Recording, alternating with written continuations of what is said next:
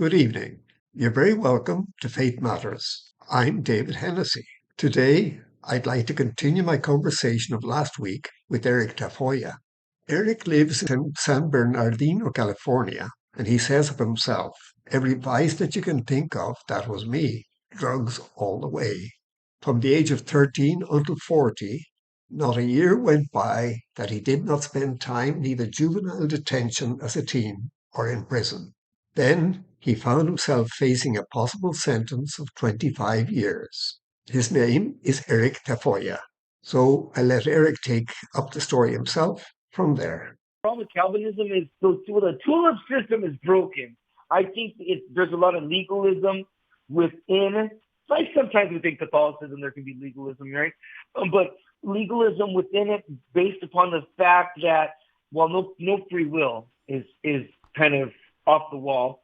There's no free will. And then like the reprobate, I just want to touch those two right now. I think that's important to touch on right now, that God, there's no free will, first of all. So everything you're doing is because God has already preordained you to do it. So you don't have that free will. That's what the Calvinists say, isn't it? Yes, with the Calvinists, exactly. So yeah. This is now I am studying with Calvinists right now. Yeah. So I'm studying with Calvinists at this time, and then I'm looking at that, no free will, and then the reprobate, to where God, well, first of all, we're not robots. And second of all, that God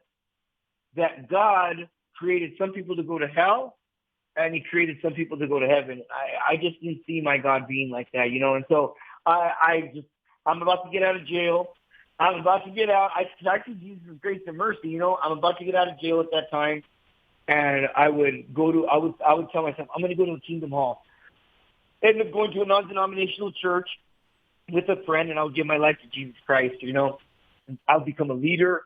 It was a mega church, and the time that I would be there off and on for like a good year and a half, it would go from like 3,000 members to like 10,000 members. Wow. Joel Osteen, T.D. Jakes, all those guys.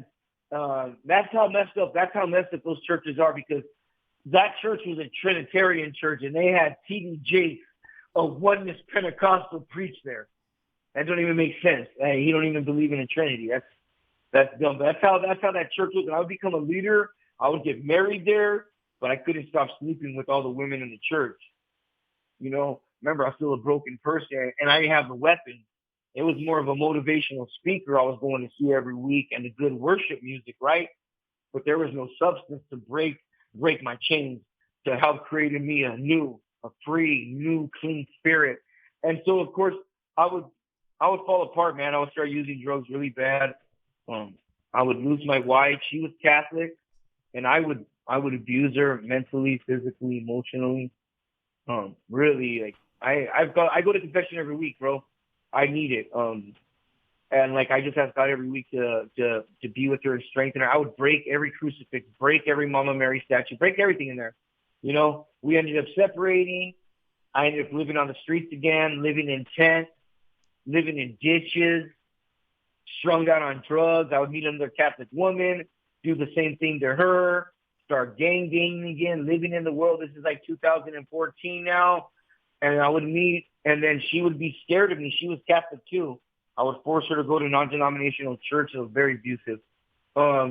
And she would be so scared, she would invite her friend over. His name and her name would be Joshua and Carol Betancourt. I didn't realize it, bro. This guy was the prodigy of Jesse Romero and Terry Barber. I know you probably know those names, right? Over here, we're not very familiar with those names. Oh yeah. You know what? Those names are huge.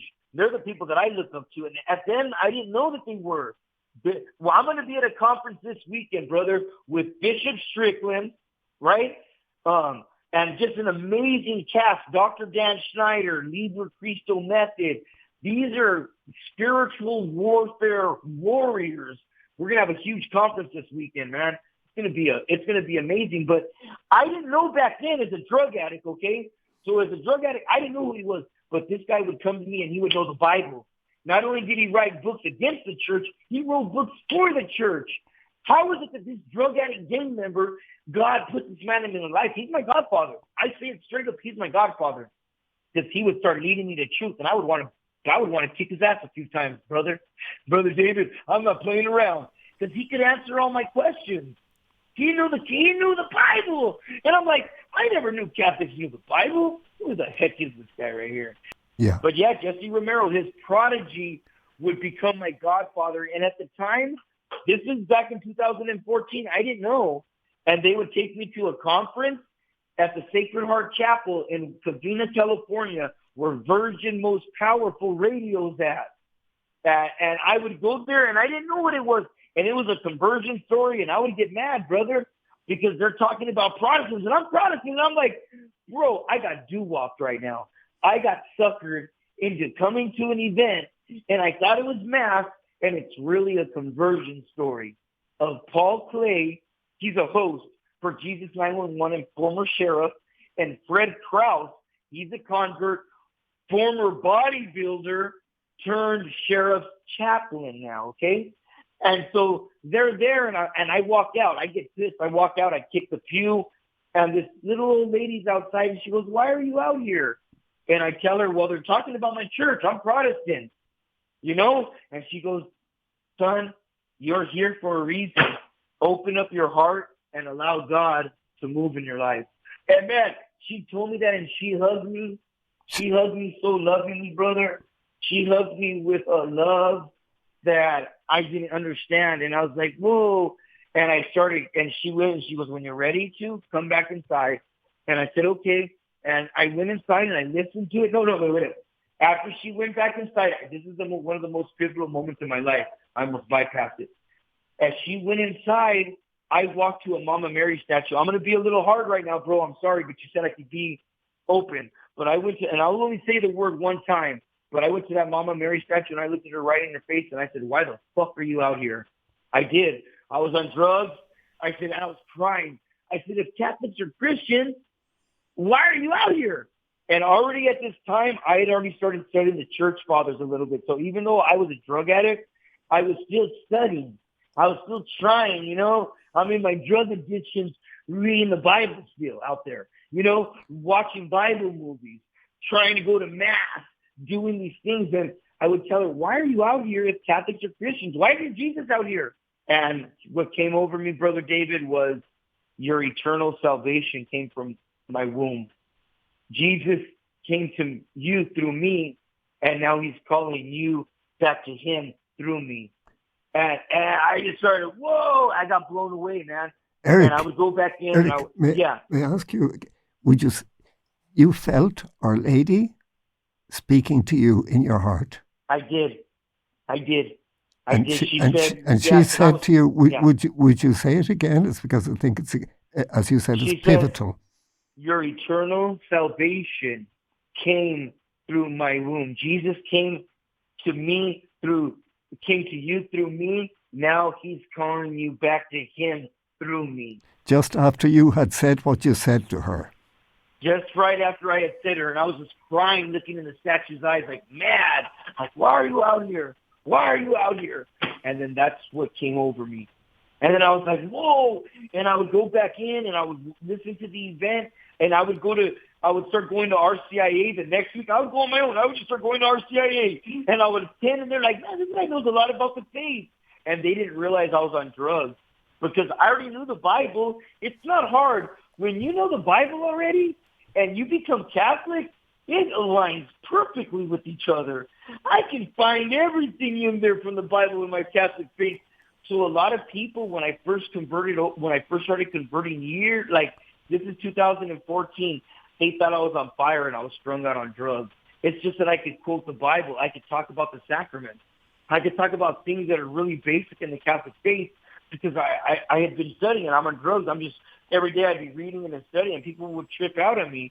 And so I would go to a cursillo. I don't know if you've ever heard of cursillo. Yes, cursillos de colores. Yeah, de colores. Yeah, de colores. Sí. Yeah, amen. So I did a Beautiful cursillo. song. I wasn't even Catholic yet. I did a cursillo, and I'm telling you, brother, I didn't want to leave. I was crying. I'm like, because I was sober. And I'm like, Lord, I don't want to go. I want to be a priest. Keep me here. You know those moments we get when we're out there on those retreats. And I just didn't want to leave. I knew when I left, it would be even worse. And of course, I would leave, and I would, when when you clean out your house and you don't have the right type of security around your home, it's easy for the enemy to attack. It's easy for the enemy to break in. And that's what happened in my life. I would leave Castillo and I would go back in the world and I would start using drugs worse than I ever had in my life. My life would start falling apart, to be honest with you. I was like, even though I was already broken, right? I didn't have nothing. But I'm telling you, now I'm going further into the deep, okay? Drug use out of control, picking up large drug debts, owing people, having to hide from people, saying that I'm going to pay them back and getting more and just creating more of a debt. And so I would get to the point where I was just out of my mind. I was like, Lord, I need, please help me. And I'm still going to RCIA, but now I was going to mass every day at one time. I was going to mass every single morning, bro, trying. And I was taking the Eucharist unworthily. I just want to be real. I've confessed all those things. I've gone to many confessions, And so, but this is why I wasn't living right. That's sacrilegious, right?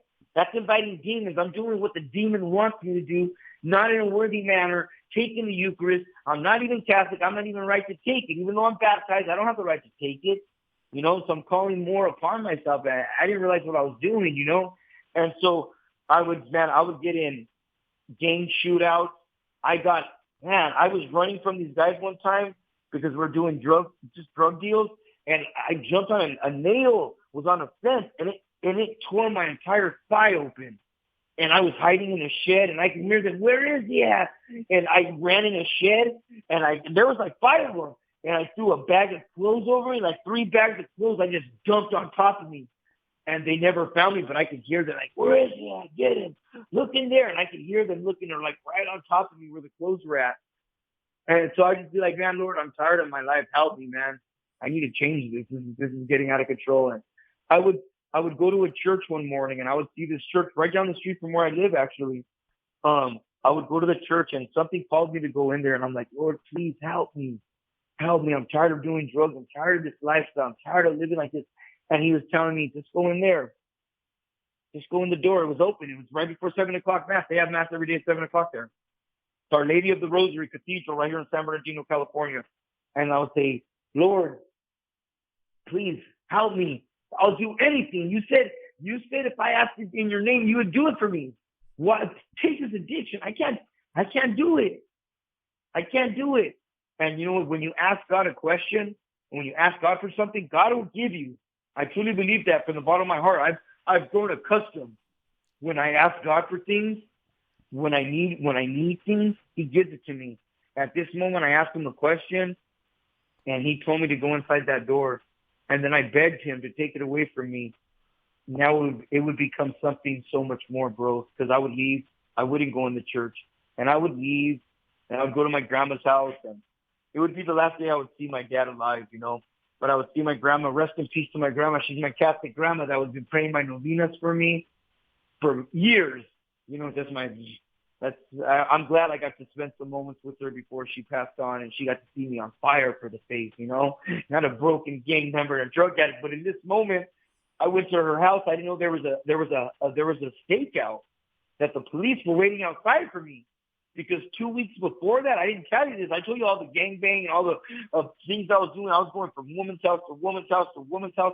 I was so out of my mind that I jumped out of a 2-story window butt naked, bro. Like, that's how crazy it was. I just socked myself in the face.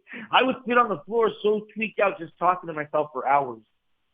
Like, the homeless that you guys see on the street, that's who I was. Yeah. Like, I was that broken person that nobody thought that I was declared 5150, bipolar, schizophrenic, manic depressive, and I would never get my life together, they said.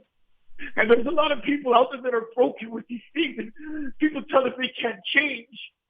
They just continue living their life because in their mind, they don't believe they can change. They don't understand the power of God, especially through our sacraments. Because everybody had given up on me, but the only person that didn't give up on me was Jesus, was God. When everybody else said I couldn't do it, He said, I love you. He said, I know what you've been through.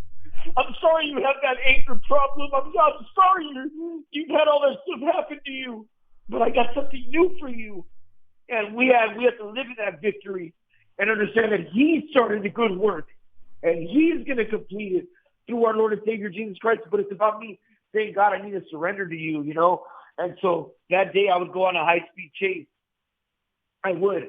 And a beautiful man, and this wasn't the first time I got into prison. I didn't tell you about all my other crimes. I didn't tell you about, I got like 17 felonies, bro. Like, I've been locked up over 100 times. Like, I'm not proud of it. Like, I'm not proud of the people that I hurt. I think about them a lot, and I ask God to always be with them. I ask God to just help me to make reparations. Help me to repair the things that I've done wrong in my past. And I'm not guilty. But if more of us were like that, we would make it a better place, right? Instead of just saying we're sorry and, oh, I'm sorry, and then we just kind of go about our day. No, we want to be passionate about breaking these tears within our society, breaking these tears within our body, because we're the body of Christ. So that means that our souls are all organically connected, and we hurt each other, and we don't even try to make reparations for it. Like, we don't even try to repair it. It's like saying sorry is enough. And so it's not that I'm guilty. I want everybody to know that, okay? I've dealt with that already. God's forgiven me, you know, but it doesn't take away that we still got to make up for that, like, temporal punishment. Eric, we still got to, you know, go for it. Eric, you were just saying that when you got to your grandmother's house, there was the police were waiting for you. Well, what happened after that? So then after that, what happened was the police. So I didn't know the police were there. I'd go see my grandma. I'd see my dad. My dad wanted to use drugs. I would tell him, yeah, I'm good. My grandma would tell me, go park your car, mijo. We're gonna go park your car. I'm gonna go get some food for you. I'm like, all right, Nana. I parked my car, but as I'm parking my car, parallel parking, I got my music loud. There's an unmarked SUV right behind me, and it bumps me. And I'm like, what? And I look, and I see two guys jumping out of the car, one with the shotgun from the passenger side, one with the pistol from the driver's side with their hats on backwards. They look like gang members. Whether they were cops or whether they were gang members, I still was going to do whatever I was going to do. You know what I mean? So I don't want you to think that, oh, because he didn't think they were cops, that's why he did what he did. No. It's fight or flight, right? Yeah. Fight, flight, or fright. And I flighted right there. I saw that there was two weapons, and there was no need for me to try to fight anybody. And so I would take off, and that day a beautiful man would lose his life, man. His name was Randolph Stevenson, and my life, I'm even talking to you right now. I don't even know how I'm talking to you, bro. Like I don't even know how I'm talking to you, and like why God puts me in the places He does, and like I don't get it, because there's a beautiful family. There's a lot of families that are hurting. Sorry, because of me still, you know. And that doesn't take away from that. Everybody thinks like, oh, God forgives you, and all these things happen, but it doesn't take away their pain, right? Yes. So we got to make sure that we're always interceding for those people that we hurt. And a beautiful man, his name was Randolph Stevenson. He was 62 years old. He had 2 kids. He had 4 grandkids. And I wasn't looking up. I didn't see him, you know, when I hit him. I was looking in my rearview mirror when I realized there were cops chasing me. And as I ran a red light, I'm looking at it. So just imagine driving, but looking in your rearview mirror. So as you look straight, I'm going to hit the back of a car, and I jump in the bike lane. At that same time, just as fate would have it, he would be jumping in the bike lane too at the same time. He was in a bike. I would hit him, and that day I would kill Randolph Stevenson. I always pray for his soul, or I say, Randy, pray for me. I believe circumstances are circumstances, but pray for me, Randy. If you're in heaven, pray for all of us. But if he's not, we pray also for the repose of his soul. But that day, my life would change. That day, the man who I was would start leaving me, and like I would want to kill myself, to be honest with you. Yes. I would want to kill myself when I was first incarcerated, because I was sad that I was going to do life in prison. I was facing 25 years to life, capital murder. I was a very selfish punk. 25. 25. You were given 25 years in prison. They were that's what I was facing. So I was facing capital murder, 25 years. Plus, we have a 3-strike law in California. So you get 3 strikes, you do 15 years to life for violent felonies. So I was going to be getting a 15. I would also be getting the 3 strikes. And that's what I thought was going on. So I was going to hang myself. Everybody had rejected me, all my friends, all my family. My son called me a fake Christian. And I was just ready to go. I made a noose. I was going to kill myself when I called my son. I wasn't reading the Bible. I didn't care about it. I was like, forget that. for a month and a half straight. I didn't. And then when I was going to kill myself, I called my son up. And I just wanted to tell him I was proud of him and I love him. But the thing that he would tell me that day would be extremely profound. He would, Dad, you know, Dad, I love you, right? He's like, you know that I miss you, right? And I was like, yeah. And he goes, I can't wait to see you again. And man, that just shifted. My life would shift in that moment because I knew that it was God speaking to me. I really believe it was God speaking to me. I went back to my cell and I would cry for the next 3 days. I would just cry and throw up and ask God for forgiveness. And I could see all my victims' faces. I could see all the people that I hurt, the women, my family, society. I could just see all this brokenness everywhere. And I was just asking God for forgiveness. And on the third day, it was like, Lord, if I have to do life in prison, just use me. And I would start getting catechized. And I would start learning the faith. And I would make a rosary. The first thing that I would do was I would have a Paisa brother, one of my Mexican brothers, you know. They're handy with their hands, man. They're crafty. And so they would craft a rosary out of a trash bag for me. Wow. So they would get a trash bag, stretch it out, spin it, and make me a rosary. And I would start learning how to pray the rosary while I was in prison. I knew I wanted to become Catholic. I knew without a doubt God's forgiveness and mercy was shining on me. And I remembered everything I was learning before I went in there. I remembered Mama. I remember the statue when she told me about that eternal salvation coming from her womb. I had a way to go. That's why I made the rosary, because I had a direction. I started reading my Bible every day. I started praying the chaplet, for the sake of his sorrowful passion, have mercy on us and on the whole world. And I remembered it from when I was out. Even though I was on drugs, I had picked up these things while I was out. And so now I had the divine mercy inside of jail, and I could pray it too. The Catechism of the Catholic Church. I started getting indoctrinated, sharing it with people every single day. I started getting on fire for his love, debating with people. There's so many anti-Catholics in there, and we're all sober, you know. So these guys think they're the biggest theologians in the world. And I just grew. Let me see what time it is. Sorry, man. I got to look at the time. I grew in my faith. Yeah. Oh, man. We'll have to do a second episode, bro. We'll have to do a second episode because there's just. Tell me what year was yeah. Eric? We're in 2014 still at this stage. You're just starting out in jail again. Yeah. You're in 2014, and so this is 2015 now. 15. I'm in prison. August 19th, 2015 is when Randolph Stevenson died. So that was August 19th. That's when my sobriety started. That's when everything started changing in my life. And then I couldn't forgive myself. I'm going to lead us all the way up until I get to prison, okay? And then that's where I'm going to have to cut off because of work. But I would go, and then we could plan another one, bro. Trust me, we could do this. I like talking to you. And then what happened was, because I want everybody to know the full story. If they don't know everything, like you were saying, then if some things can get lost, and especially what I'm doing now, I just don't want to focus on the testimony. I want to focus on the ministries, the pro-life, and everything else that I'm doing right now, too. So we'll be back for a second part, guys. But so I'm in there, right? And so I can't forgive myself, and I write the Diocese of San Bernardino, and I tell them, I need to talk to somebody. I was baptized as a baby at St. Catherine of, listen to this one carefully, okay? I was baptized as a baby at St. Catherine of Siena Catholic Church in Rialto, California, okay? In 1981, okay? And I'm asking for a priest in 2015. Guess where they send me a priest from? Of 99 parishes, we have 99 parishes in my diocese. Do you know where they send me a priest from? St. Catherine of Siena.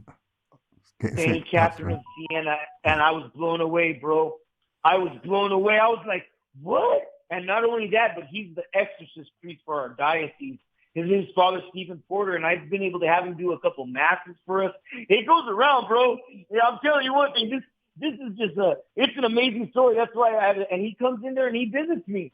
And I do confession, and I'm talking to him, getting guidance from him. But I tell him, Father, I can't forgive myself. I know God forgives me, but I can't forgive myself. He stands up and he says, how dare you disrespect God? How dare you disrespect God? And he has like a I'm sorry if I'm butchering the South American accent, South African accent. his South African accent. He's been in America a long time, but he has like a little tiny accent on. Father Stephen Porter, I love him. I love him. He's amazing.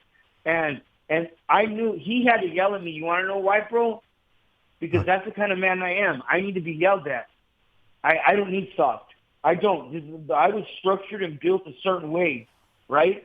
And not everybody needs to be evangelized like a little baby. Well, we'll have to leave it there for today. I look forward to having you back with us this time next week when I'll continue with my conversation with Eric. And don't forget, you can listen back to this program and previous programs on my podcast, David Hennessy, Finding Happiness, both on YouTube and Spotify. For now, good night and God bless.